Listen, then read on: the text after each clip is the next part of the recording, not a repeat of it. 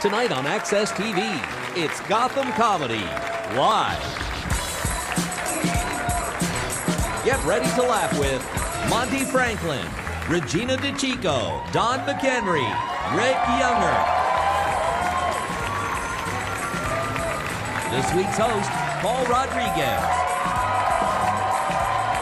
Gotham Comedy Live, all happening right now. Ladies and gentlemen, Paul Rodriguez! For real? Hey. Thank you very much. We are live in the center of the universe of comedy. Right here, the Gotham Comedy, we are live. Did I say we're live? We're live. Anything could happen. Some other shows say they're live, but we're not sure. We know we're live, right? Have you ever been live before? Okay, yes, you have been live before. All right, well, we're live now, right here. I don't know, for all we know, I'm probably watching myself right now eating Cheetos, which is how I usually do.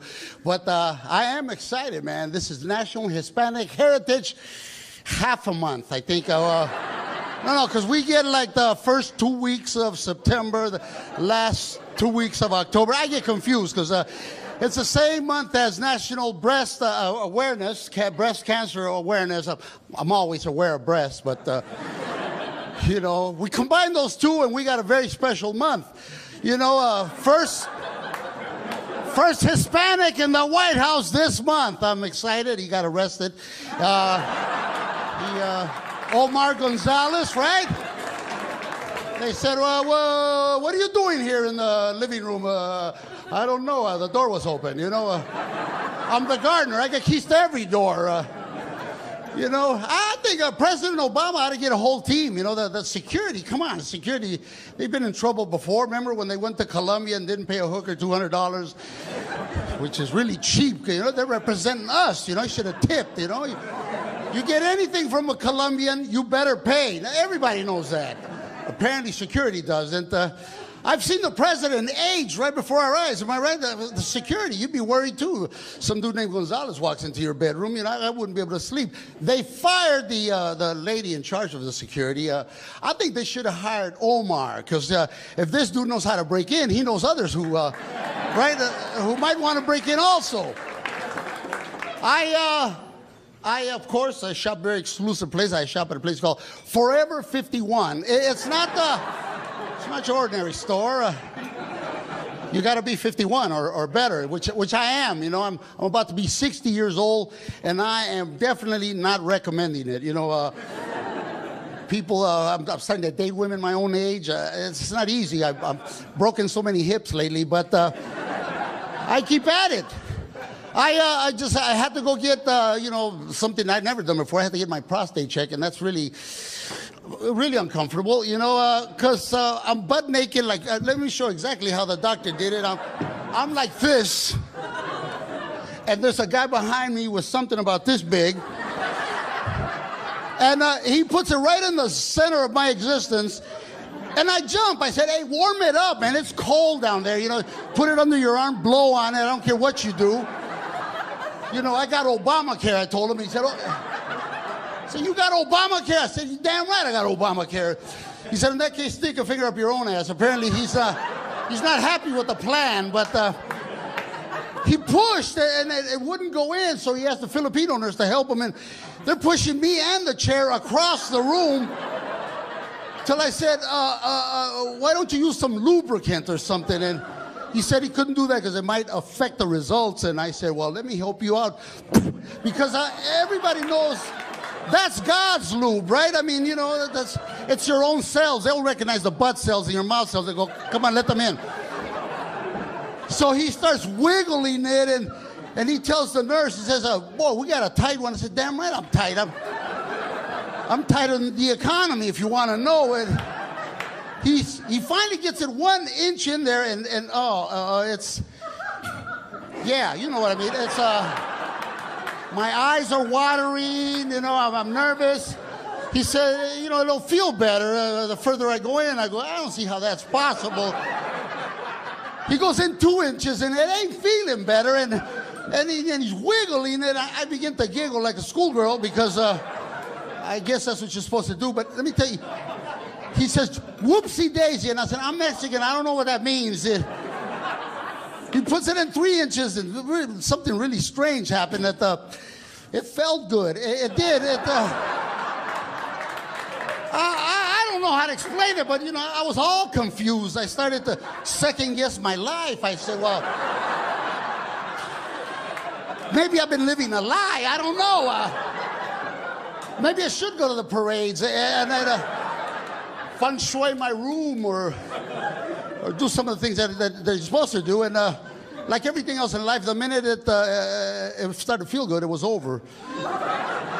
He was pulling out, and this time my butt became like Chinese handcuffs. I didn't want to let go. I said, hold on. I mean, why are you rushing? I'm a Capricorn. And he pulled it out, and I felt used. But if you're Latino, you know, we have the highest rate of cancer because we, like African Americans, Latinos, you know, we like to eat a lot of fried food. And, well, Mexicans, we refry it. It ain't fried enough for us. So if you are around my age, go get it done. Don't take no chances, all jokes aside, because I'm going to go again tomorrow. I don't know, but can't take no chances, you know. It's the way it is. I guess we're living in a dangerous world, you know. You can't turn on TV without something, you know. Ebola. You know, now when I fly, man, I wear like a doctor's mask, you know. I like to give physicals to people sitting next to me, you know. They begin to cough, fuck it, I'm moving, you know. Yeah, you know, it's I don't know, it's afraid of death. That's really what the fear is, you know, other than being my age. For those of you that are going to be 60 eventually, I'll tell you what it feels like. Every day is a struggle. You got to stop from walking like an old man, because before you know it, you're walking like, you know, your neck won't move no more. Somebody whistles at you, you got to turn the whole body. You know, what the? Oh, you're talking to me? Your neck goes,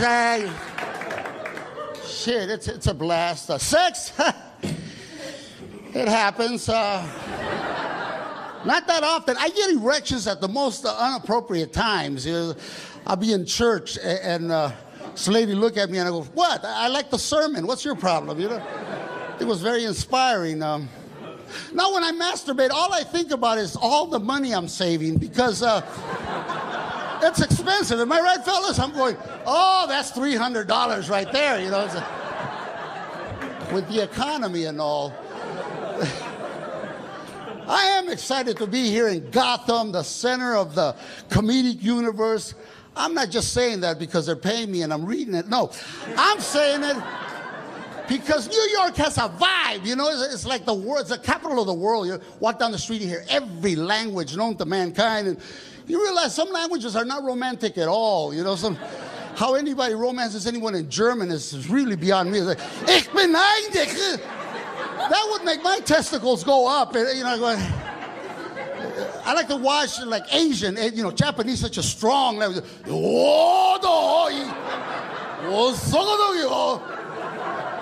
And I'm going, what the hell is that, you know? And the women are so feminine, so docile.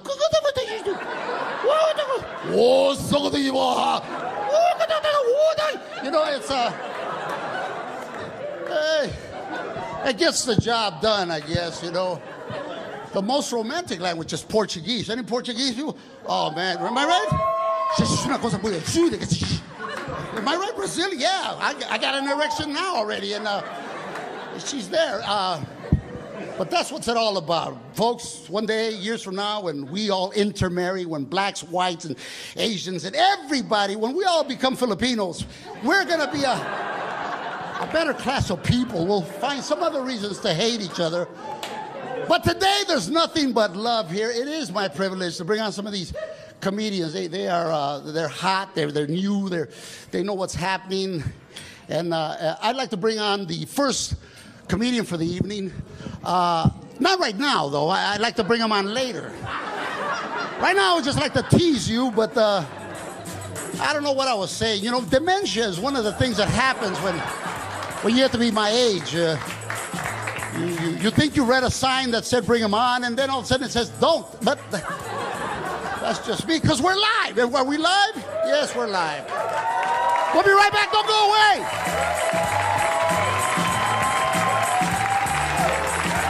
Stay tuned for more laughs on Access TV, live from the Gotham Comedy Club in New York City. Monty Franklin is taking the stage when we return.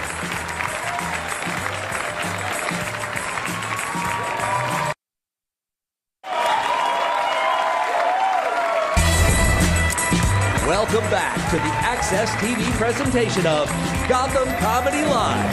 More laughs happening right now. All right. You know, you are the best and you deserve the best. And we have to go far to find this man. He comes from down under, from Australia with love. Here is, you've seen him on many shows. Please, Rob Schneider TV show, you might remember him. Please welcome Mr. I was going to say Rob Schneider. Please welcome Mr. Monty Franklin, ladies and gentlemen.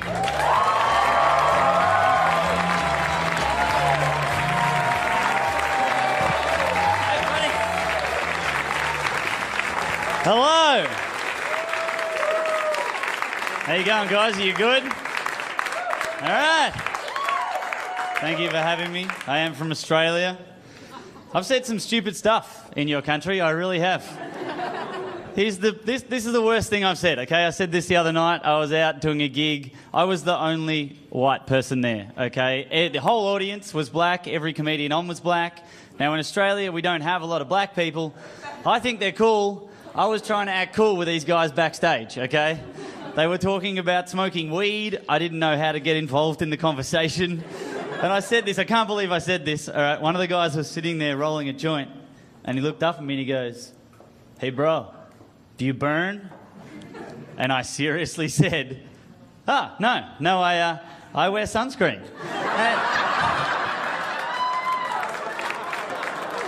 As I said it, my brain's gone, "No, you idiot!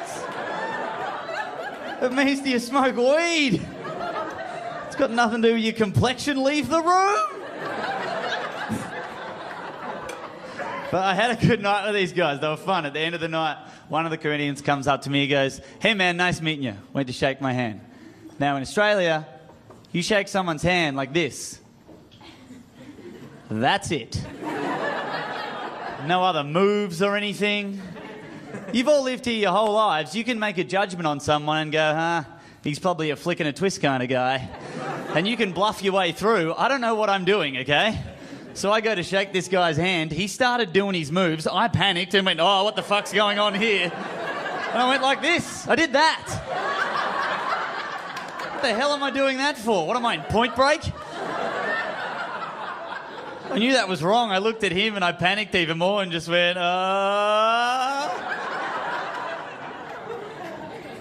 an idiot. I grew up thinking my father was an idiot. I did. I'd sit there in the back seat of the car, two sisters with me, my mum in the passenger seat, my dad driving. I'd just look at him and go, "This guy's an idiot." What does he do? He doesn't do anything. He's just sitting there. He just sits there driving like this. He doesn't say a word. My mum calls the shots. She tells us what to do, tells him what to do. He's just sitting there, and every now and then he'll just be like, "Oh, yes, yes, dear. Yes, dear." And then just back that. And I remember sitting there looking at him thinking, is this what I have to look forward to? This is what I'm going to turn into? And then it happened to me. I've been dating this girl for about a year now. We went to the airport to pick up a friend of hers. She hadn't seen her friend in a while. Her friend was coming in from overseas. We're waiting there at the airport. She was stuck going through customs, which, by the way, is terrifying for any foreigner coming into your country going through customs, okay? I've even seen American people waiting in line shitting themselves. I'm from here, I've got a passport here, but I don't think they're going to let me in. I don't know. Every time I go through there, I'm the most polite person in the world to the person asking me questions. I'm just, "Yes, sir. Yes, sir." And then as soon as I go through, I don't know what it is. There's something in my head and I walk through and go, "Suckers." Like I got away with something. I wasn't doing anything wrong. I think everyone does that. Have you ever been driving along and seen the cops in your rearview mirror and the lights are on and you're like, "Oh, no, I can't afford this," and you go to pull over and they drive past you and you just go, "Ha, suckers." Like you're committing crime, like you're evading the law. No, you're not. So anyway, we're waiting there for her friend to come out. She was taking ages. She finally got into the car. We're driving along. They hadn't seen each other in a while. The conversation they had was the most ridiculous thing I've ever heard in my entire life. I can't remember exactly what it was. It was along the lines of my girlfriend going, "Did you know at Urban Outfitters I'm a size small, and then at Forever 21 I'm a medium?" And her friend going, "Oh my God, at Forever 21 I'm a small, and at Urban Outfitters I'm a medium." And I was just looking at him going, what the fuck is going on right now? And I found myself just do this as I was driving along. And in that moment, I realised what my father was doing all those years ago. He was just blocking out the insanity that was sitting next to him. Just living in his own world. Every now and then just saying something to let my mum know he was paying attention when he wasn't. And there's only 3 things, guys, you need to say to let your girl know you're paying attention when you're not. 3 things. The first thing, all you need to say is, "I know." Bang. That's the first thing. Okay. Second thing, "Oh, that must be frustrating." And the third thing, "Oh, that Becky, she's such a bitch." Now, you'll have to insert your own name there. For me, it's Becky, okay? Find out who your girl hangs shit on the most. It's probably her best friend, okay? And just insert her name, and you can just live in your own little world. My father was a genius. He was at...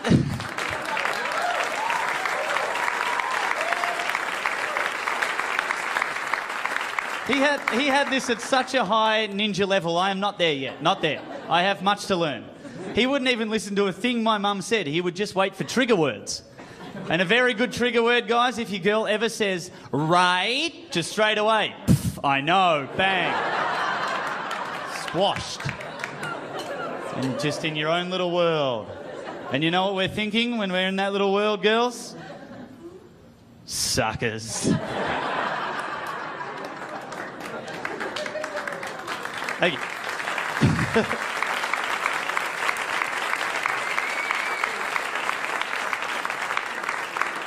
My girlfriend took me to a place called Sephora. Don't go there, guys. It's not for us. I like to think I'm an open-minded guy, can find something. I didn't know what was going on in that store. I didn't understand what was happening. I walked through there and she goes, "Oh, here's a face curler. Here's a something else. I don't know." I found myself just out the front of this store, like staring at my own feet, because that was more interesting than anything in that store. And there was like 5 other guys standing there with me. And this happens a lot. Guys will just congregate out the front of these stores. And you girls probably wonder what we do. We don't talk to each other, okay? We have an arrangement, don't we, guys? That's your own personal reflection time. You just stand there and carry 7 bags from different stores like an idiot and just quietly look at your feet. And girls, don't take us into a lingerie store either, okay? You think we like it? We don't. Because if you take us into a lingerie store and you walk more than 3 feet away from us, we are just a guy alone in a lingerie store. And then we're just like, "Oh, what's that? Oh, what are you wearing?" Like, we don't want to turn to that guy, but we do. We don't mean to. We don't tip in Australia, and I know you guys tip here, and I know you think we're tight asses for not tipping. This is why, okay? A waiter, waitress in Australia gets paid $30 an hour. They don't need our tip. So I come here, and I realise now it's 20% or it's $1 a drink at a bar. I get that. But I cannot leave the dollar on the bar without getting credit for the tip from the bartender. I need him to see it and validate it. Like, I can't just leave it and walk away. I have to wait till he turns around and I do this slow, like, there you go. There's your $1. Enjoy. There's too many people that want tips and I don't know who. There's a guy in the toilet I know how to wash my hands, dude. I'm 30 years old. What are you doing? You're just scaring me. You got gums and potions? What are you, a wizard? It's like you've set up a little CVS store in there. And what happens is I just end up not washing my hands because he scares me. I go in there and I go, oh shit, it's one of them, and I just piss. And the whole time I'm thinking, how can I get away with this? What do I do? And then I end up just going, oh, hey, and just walking out. I'm disgusting. Guys, my name's Monty Franklin. Thank you very much for having me. Stay tuned for more laughs on Access TV. Live from the Gotham Comedy Club in New York City. Regina DeChico is taking the stage when we return.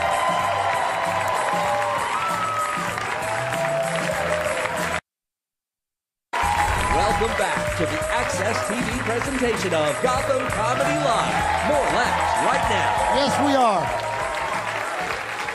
All right, it's time now to have a lady, a feminine, a woman, right? What do you say, ladies? Here she is representing. This is her live TV debut, so be gentle. Her name is Regina DeChico.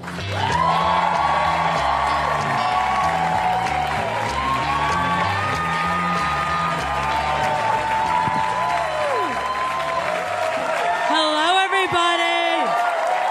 You guys.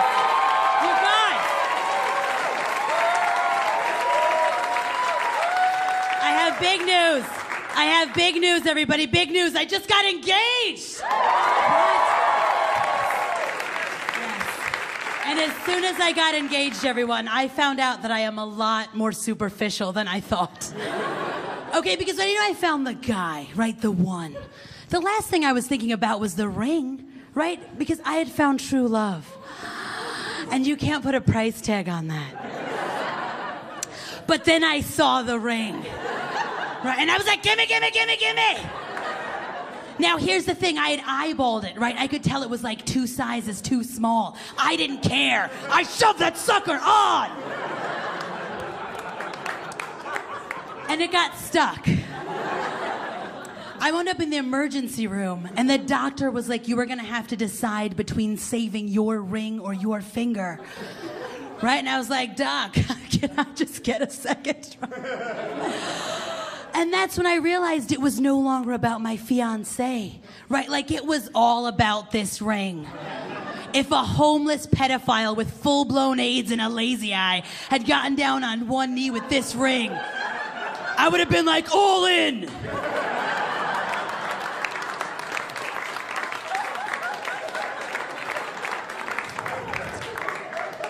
You guys may have noticed by now it sounds like my voice fell down the stairs. Yeah, I'm well aware. But you know who's not, you guys? 70-year-old ladies, right? I know, I just did a benefit for them, not one laugh. Then I heard them talking in the front row. Her voice doesn't sound odd to me, Agatha. Me neither. Right, you guys, it took them a lifetime of smoking to sound that way, right? People always think I smoke, but I'm young. I would have had to have been smoking on the playground. Is this line for the slide ever gonna move? Is it me or does recess get shorter? Every year. Right, but I did sound like that on the playground. So it was impossible for me to call my friends growing up. Could Stephanie sleep over?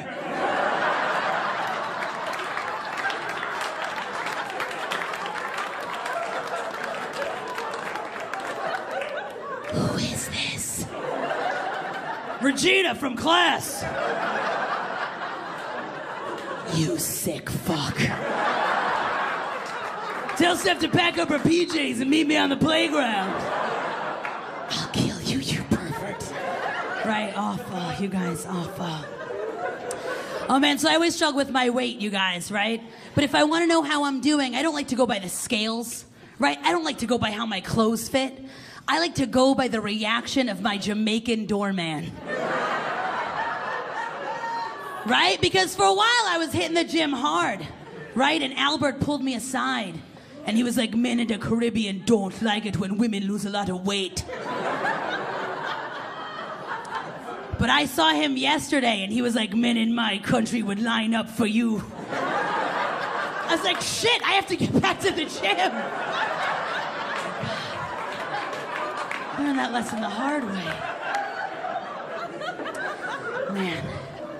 But I'm not good at being romantic, you guys. I'm not. Like, an ex-boyfriend told me the movie Titanic made him think of us. And I was like, oh, like that time we went on a cruise? And you died? Right, like I just don't get it. So where I really shine, you guys, is the bedroom, right? Candles, why? The lights are on and it's a fire hazard. I don't need lotion. I am already sweaty. And silk pajamas, they don't breathe. Like I said, I am already sweaty. Right, but you guys, my fiance called me out on it. So I decided to consult the experts, right? Cosmo. I was like, okay, what he's thinking. All right, would you turn him on? So I decided to whisper sweet nothings in his ear while he was sleeping. All I want to be is closer to you.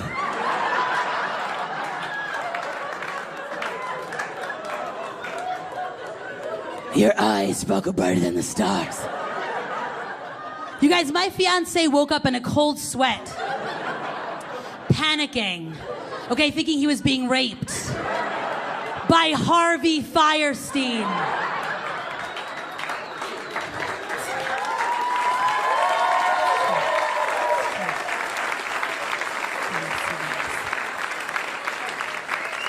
I mean, so I live on the Upper West Side, you guys. I don't know if you're familiar with the Upper West Side.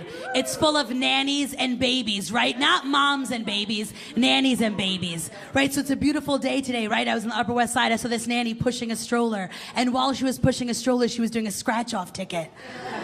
And all I wanted was for that nanny to get 3 pots of gold and be like, fuck you, baby!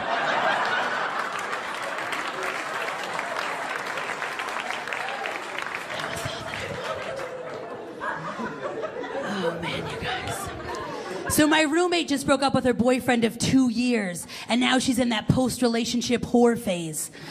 So every night she's bringing home a different guy that she met at the gym. So in order to keep track, I started swiping them in. Right, giving them a towel, a locker for their stuff. We're like, have a good workout, don't forget to hydrate.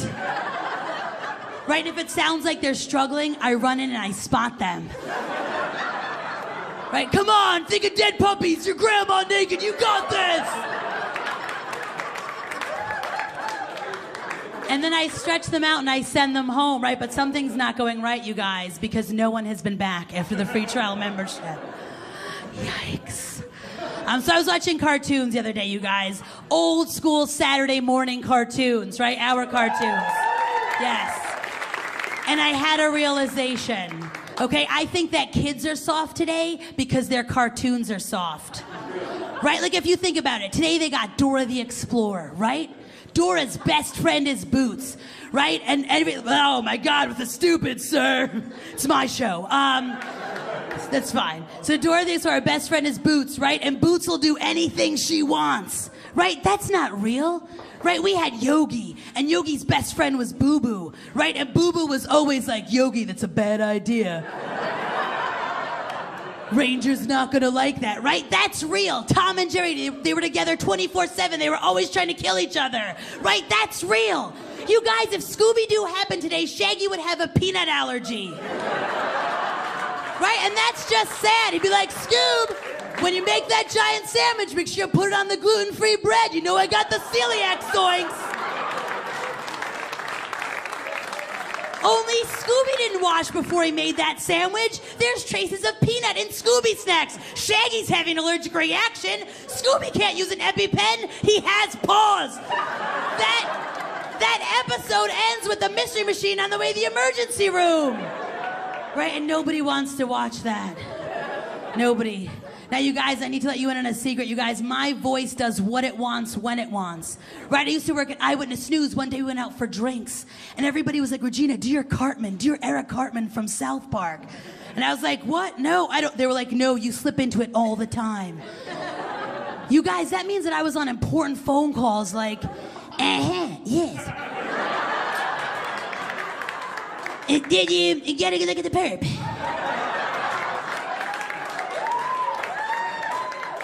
I see. 6'2", 200 pounds. Black. Not surprised. Were there any cheesy poofs at the scene of the crime? Okay, if you have any information, call 1-800-SUCK my balls. I'm Regina Chico, you guys. Thanks so much.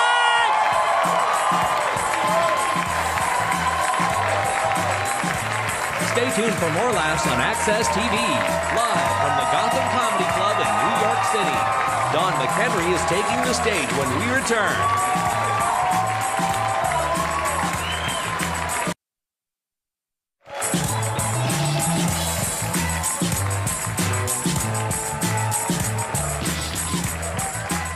All right, ladies and gentlemen, nothing but the best for you. This young man was nominated for an Emmy on Seinfeld, so you're going to love this. Please welcome Mr. Don McHenry.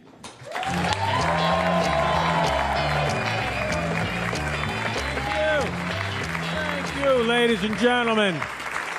Thank you very much. Good to be here. Oh, keep it going. I won't have to do any jokes then. Good to see you. Thanks for being here. Let me ask you this. Everybody's up in arms these days about the same-sex marriage. That's all I'm hearing about, same-sex marriage. Everybody's fighting about it. I've been married to my wife for 27 years, and we've been having the same sex for a long time. I don't know why I have to sign a petition to continue this.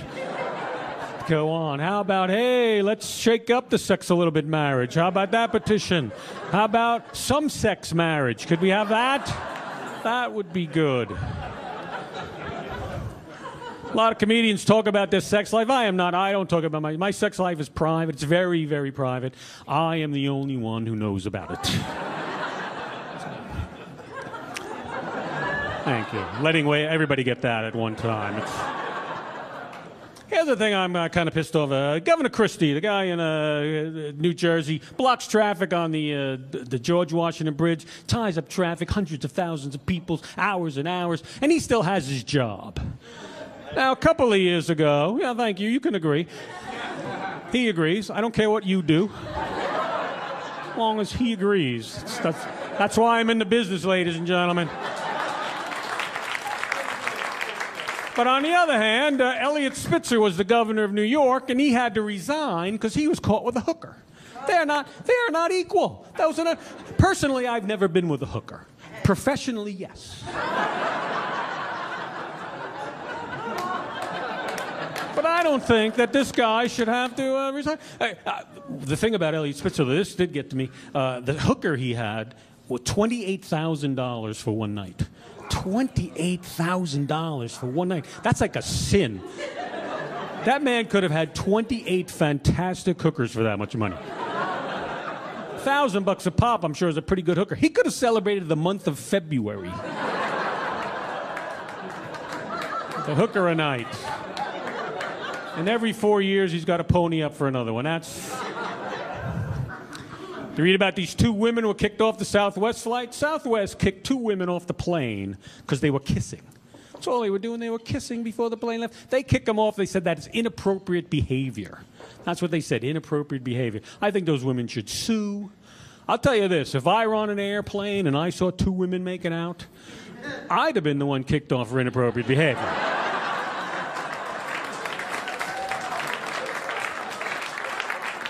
Be a completely different story. Be like, hey, stewardess, could I get a clean up here in 25B?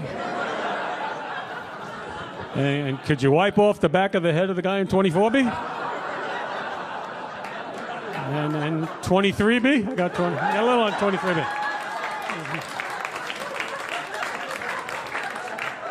And I got a bit of a hook, so could you get 21F over there? That'll be good. I realized recently I am the opposite of homophobic. Here's what happened to me. I'm in an elevator with a friend of mine, another guy, and there's a third guy in the elevator. That guy gets off the elevator. My friend said that guy was checking him out. And in my head, I'm going, why was he checking him out? I'm a better-looking guy. What the heck is the matter with me? I realize I don't care who finds me attractive as long as somebody does. So I have a theological question to ask you. And this is a lot of people not feel. They get a little upset. I need this over here, but I'm driving down the highway the other day, and the car in front of me has a bumper sticker on it. Says, "I'm driving with Jesus." You know that bumper sticker, "I'm driving with Jesus"? It's very popular. Here's my question. If I have that bumper sticker, can I use the carpool lane?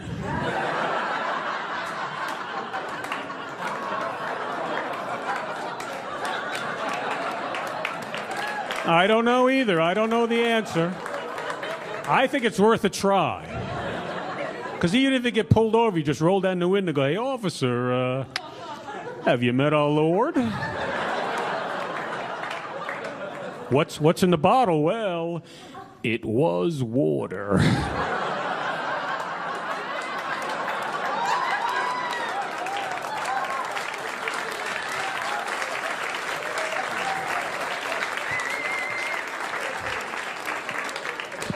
All that for that.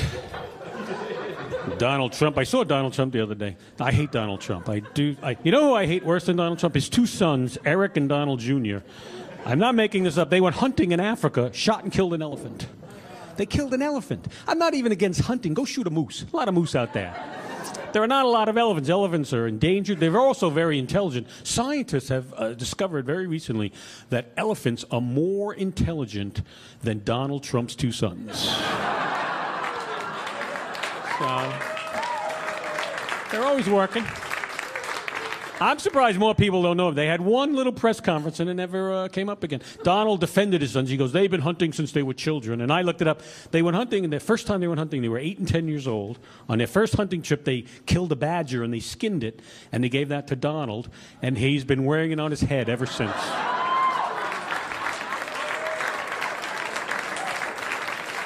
Nice of him. He also said, "I am not a hunter, but my sons are hunters, and they are good at it." What do you mean they're good at it? They shot an elephant. How do you miss an elephant? You don't have to be Annie Oakley to shoot an elephant. Anybody could shoot Stevie Wonder could shoot an elephant, ladies and gentlemen. Stevie Wonder would not shoot an elephant. We need a new Stevie Wonder. Stevie Wonder, besides being one of the greatest singers and songwriters, he is also our go-to guy as a blind reference guy. You know what I mean? Like, it's not something he set out to do, but that is where he is. Like you go, "Hey, nice shirt. Did Stevie Wonder buy that for you?" And before that, it was Ray Charles in the 50s and 60s. "Hey, Ray Charles would have seen that coming." The 20s and 30s, it was Helen Keller. Really, and Helen Keller was blind and deaf, so she was a double reference. She would, you could use her twice. "Hey, you go in a noisy room. Helen Keller said, 'Could you keep it down in here?' And did she buy you that shirt?" That's why we need a new person. Stevie's like 60-something years old now. He ain't going to live forever. We need somebody who is your kids and your grandkids going to use as a reference. I got to figure it out. We poke out Justin Bieber's eyes.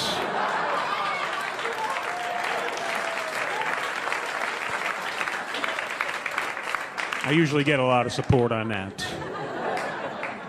So I saw this thing the other day. There's a pizza place in Washington State is selling pot-infused pizza. Pot-infused. This is a genius idea. But listen, this is food that while you're eating it, you get hungry. You go in there and go, "I'm really not that hungry. Just let me have a slice." Halfway through that slice, you're going, "Hey, let me have another slice."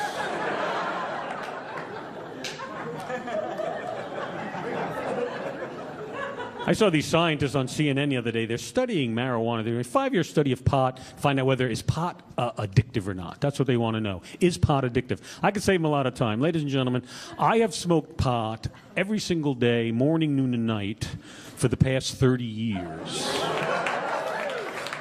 Okay. And I'm not addicted.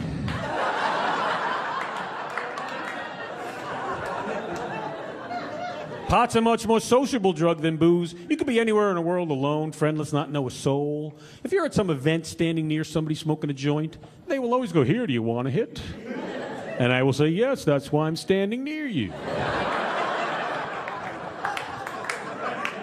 You can't do that with booze. You can't walk up to a stranger at a bar and go, "Hey, can I get a sip?" You guys are terrific. My name's Donald McHenry. Thanks, folks. Stay tuned for more laughs on Access TV, live from the Gotham Comedy Club in New York City. Rick Younger is taking the stage when we return.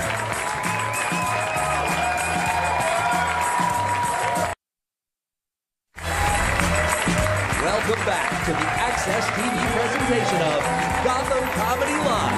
More laughs happening right now. Oh, yeah. Hey, this hour just flew by, isn't it? A lot of you are saying, where's the brother? The brother's coming up right now. Very funny. Please welcome him. He's a regular on the Today Show. Please welcome Mr. Rick Younger.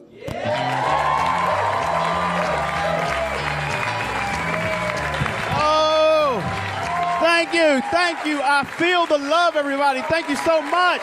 Oh, all right. I don't have a bunch of time. Calm it down. Let's get this thing going. All right. All right. I just want y'all to know, as I look out over the crowd, you guys are like a representation of New York to me, because as I look out over the crowd, I see cultural diversity. That's one of the things I love about living in New York. New York is so culturally diverse to you always see things that just totally shoot holes in all the stereotypes. And I saw something not too long ago that really touched me. I was on a subway platform at 59th Street in Columbus Circle, and I saw 3 Asian tap dancers.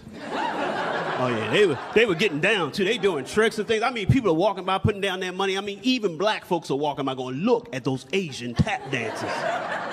And it inspired me so much I came back a couple of days later with a couple of my boys, and we started doing martial arts. Now we're doing Tai Bo and Tai Chi, and they're tapping, and now we're having this cultural exchange of Asian tap dancers and black martial artists, and people are walking by putting down their money, and then we robbed them.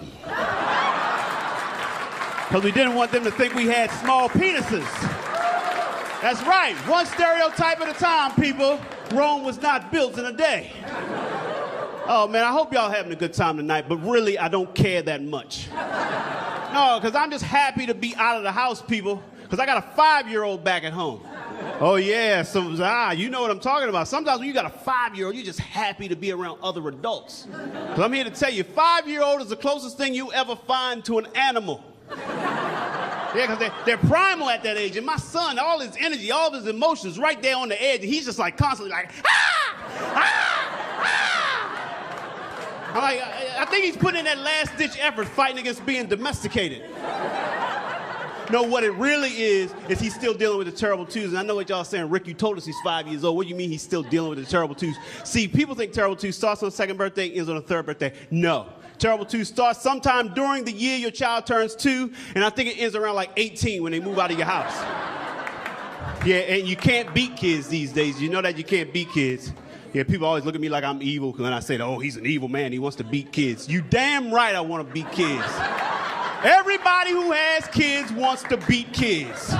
You may never beat your kid, but you want to beat your kid. I mean, who doesn't want to beat kids? I mean, it's an easy win. Who doesn't want to fight somebody they know they can win against? And my wife had to explain it to me. See, my wife is white. She explained it to me. She said, "Ricky, see, what you don't understand is that when white people, when we hear beat, we think of a different level of ass whipping. See, black folks, we use beat to cover everything. All forms of corporal punishment is just beat." Yeah, see, people hear me say beat, they think I want to punch my son in the face. Well, I do want to punch my son in the face. But I would never punch my son in the face. But you got to realize that your kid will do things that if an actual adult had done the same exact thing, you'd have to fight them. I'll give you a perfect example. A couple of years ago when my son was still dealing with the whole potty training thing, he's sitting in the living room watching his favorite TV show, Yo Gabba Gabba. He's all in, he's focused, he's watching Yo Gabba Gabba. But halfway through Yo Gabba Gabba, he starts leaning to the side like, "Oh, what is going on Yo Gabba Gabba?" He is pooping his pants.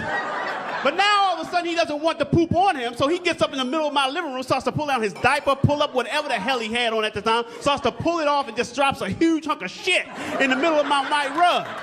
Now I got to explain to him that he can drop a huge hunk of shit in the middle of my white rug, but I can't hit him and I can't say the word shit. I'm like, why did you poop on my rug? You do not poop. Don't you ever poop on my rug. Oh, I wish this was the 70s. I wish this was the 70s.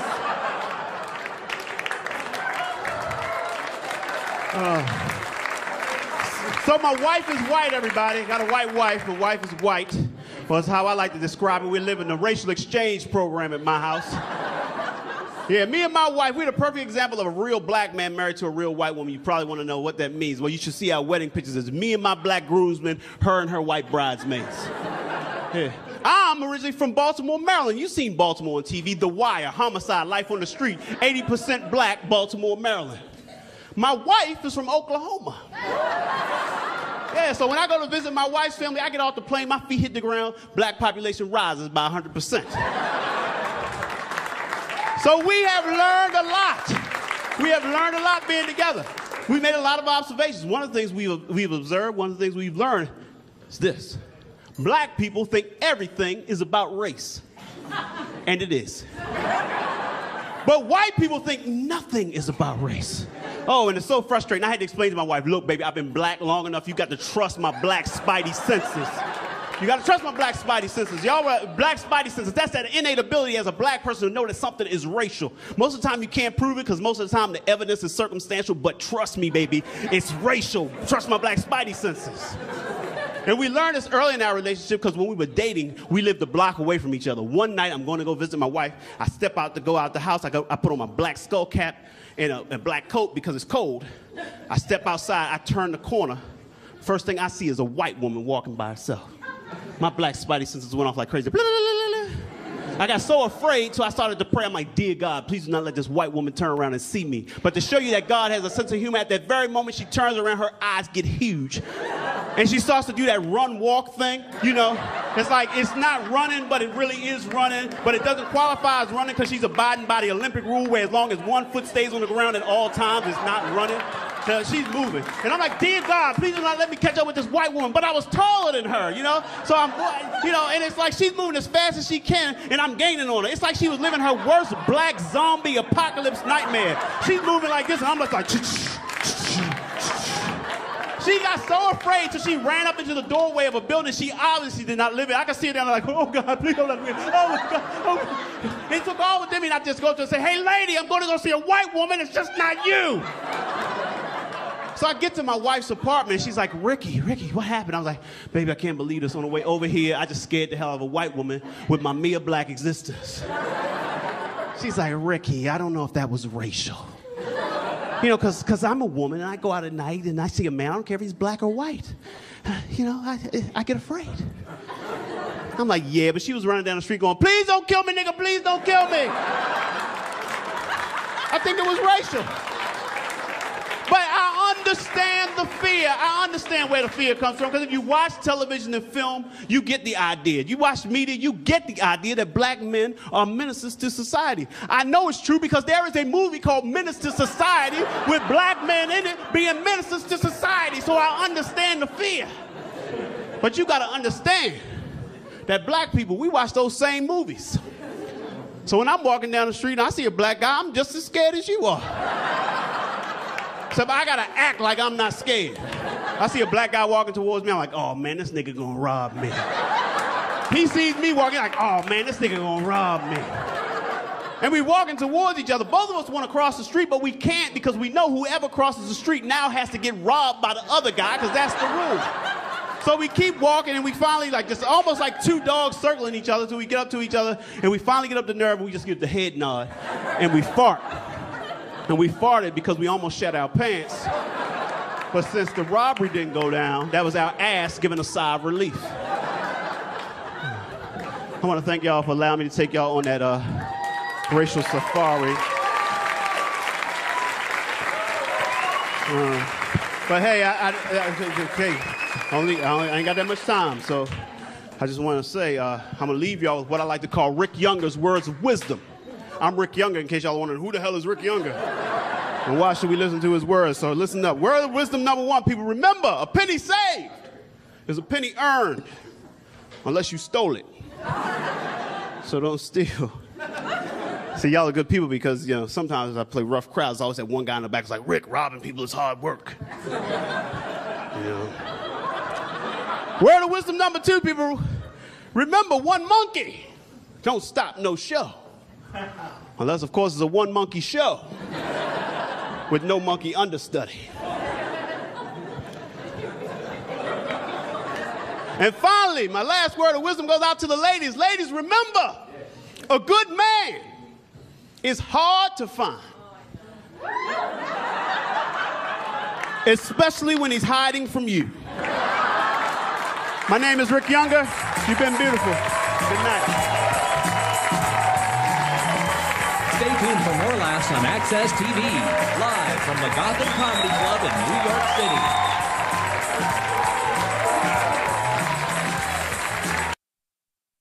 And there it is. There's the hour already, huh? Your best. Please help me. Please help me welcome the comics tonight. Let's hear it. Come on over here. There they are. Marty Franklin. Here she is, Regina DeChico, Don McHenry, and of course, Rick Younger. We are the United Nations. Thank you very much. Yeah.